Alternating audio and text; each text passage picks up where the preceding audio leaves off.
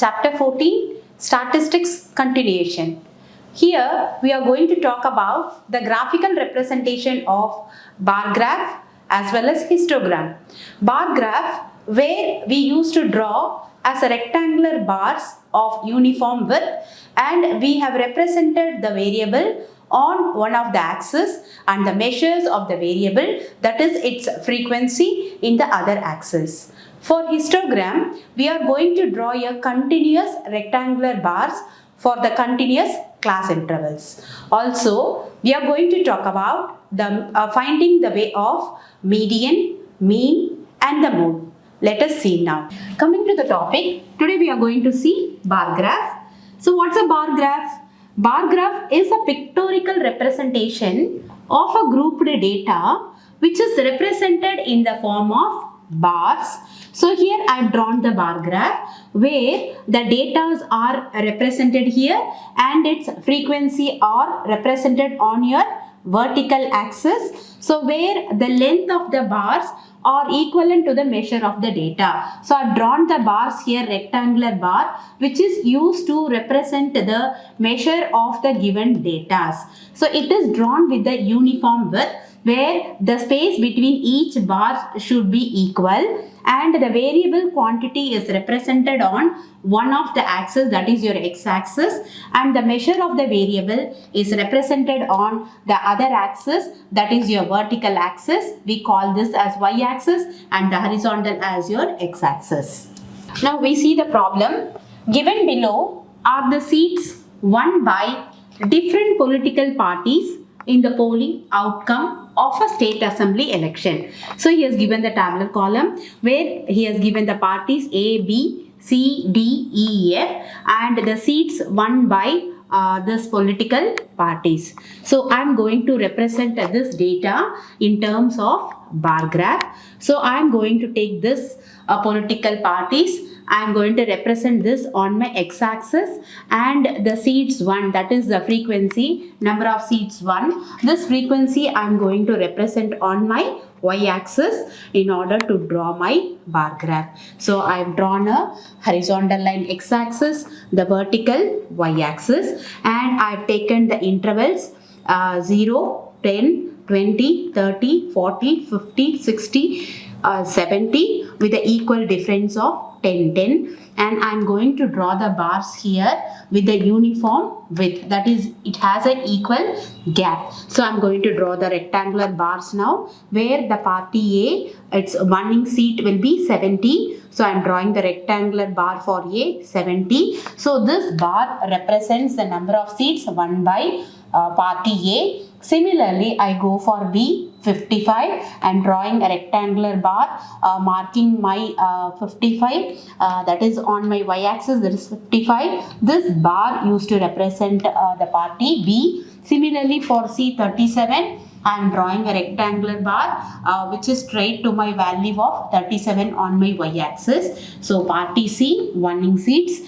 Similarly party D, 29. So 29, which is similar to my which is straight to my y-axis, 29, marking, drawing a rectangular bar here which represents the number of seats won by D.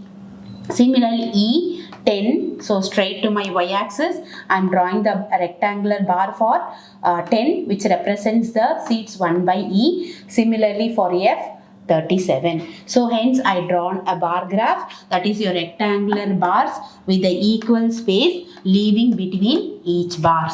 Now we go for histogram. A histogram is a graphical representation of a data with a grouped frequency distribution in a continuous class intervals. So it is otherwise represented as a continuous bars with uniform width. Now we see an example related to the histogram. Coming to the problem, in histogram, the following table gives the lifetimes of 400 neon lamps.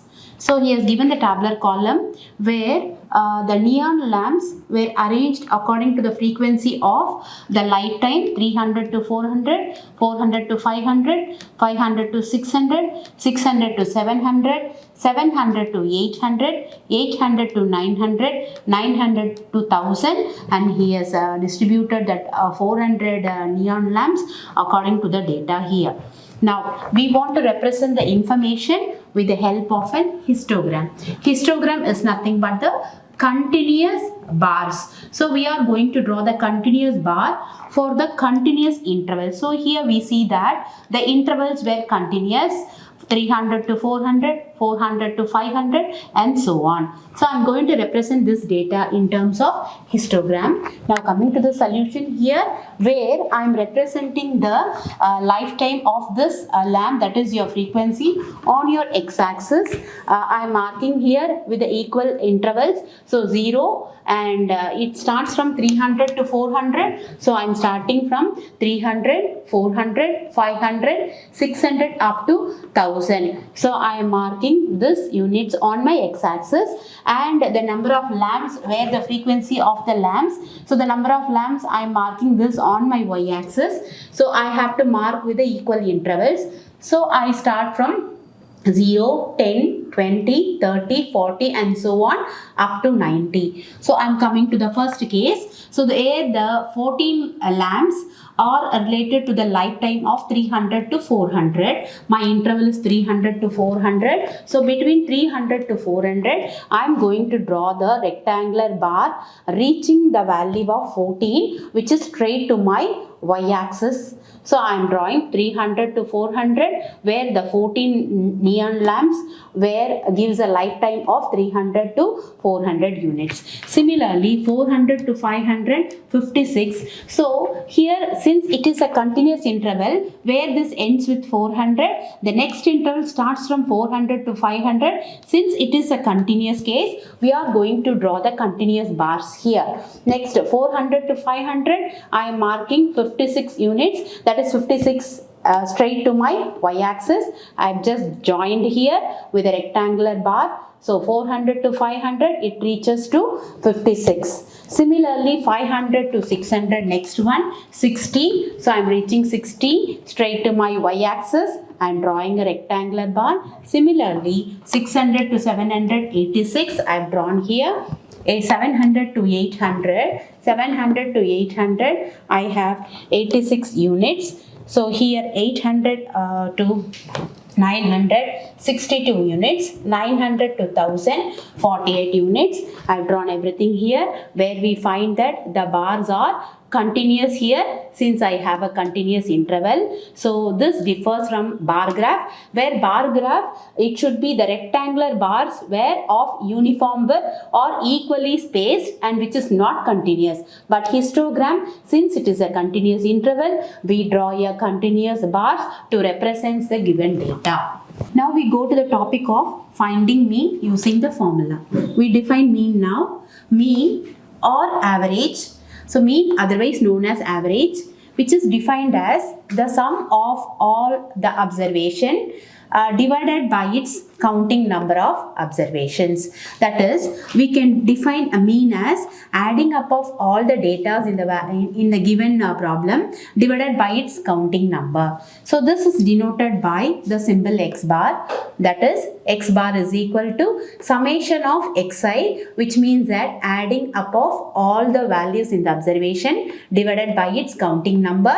So, we define this counting number as capital N. So, we are going to use this formula in the problem to find out the mean now. Find the mean of the following observations. He has given the data 14, 12, 13, 10, 15, 16, 18. So, he needs you to find out the average of these numbers. So, we get by the formula mean, which is denoted as x bar, is equal to summation of xi. So, where the xi values I am going to add now. 14 plus 12 plus 13 plus 10 plus 15 plus 16 plus 18 divided by its counting numbers. See, I have 7 numbers here. So, divided by 7. So, adding of all this will give you 98 divided by 7, which is 14. So, 14 is the mean or average of the given numbers. Now, we go for mode. It is defined as the value that occurs most often. That is the value which occurs most frequently. So, I will say this through by example. Find the mode of this data. He has given the numbers 41, 39, 48, 52 and so on. He has given the numbers. So I want to find the mode for the given numbers. Mode is nothing but we want to see the number which occurs more number of times. So here we find that 48 occurs 2 times and 52 occurs 3 times. So here my mode is 52 since it occurring more number than my 48. So here mode of this data is 52 which occurs 3 times. That is most frequent time in this data. Now we define median. It is defined as the middlemost observation in the data. That is the midmost value of the values given in the data. So if the number of observations is odd, that is your counting number of values in the data is odd number. So we define median. Median can be found out as n plus 1 by 2th observation value. So if n is equal to odd, that is if the number of values of the given data is even, we find the median using the formula n by 2th observation plus n by 2 plus 1th observation divided by 2. So in this using n is equal to odd using n plus 1 by 2th observation, and when n is even using n by 2th observation plus n by 2 plus 1th observation, adding divided by 2, we can find out the median of the given data. Find the median of the following data. He has given the value 0, 1, 2, 4, 5, 3, 3, 3, 4 and 3.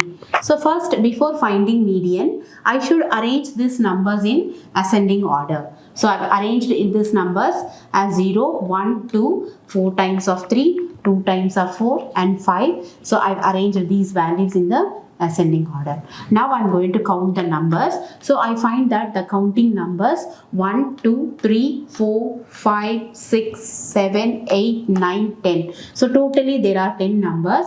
So I got n is equal to 10, which is an even number. So when n is an even number, your median can be found out by using the formula n by 2th observation plus n by 2 plus 1th observation, the entire sum up divided by 2. So where n is 10 divided by 2 and 10 by 2 plus 1th observation, together it will be added and divided by 2. So I got here 5th observation plus 5 plus 1 6th observation divided by 2. Now I am going to see what is my 5th observation value. So here my 5th observation value 1, 2, 3, 4, 5. So my 5th observation value is 3 and 6th observation value is 3. So I am going to replace this here. So I get 5th observation is 3 and 6th observation is 3. 3 plus 3 is 6. 6 divided by 2. So I get 3. So my median of the given numbers will be equivalent to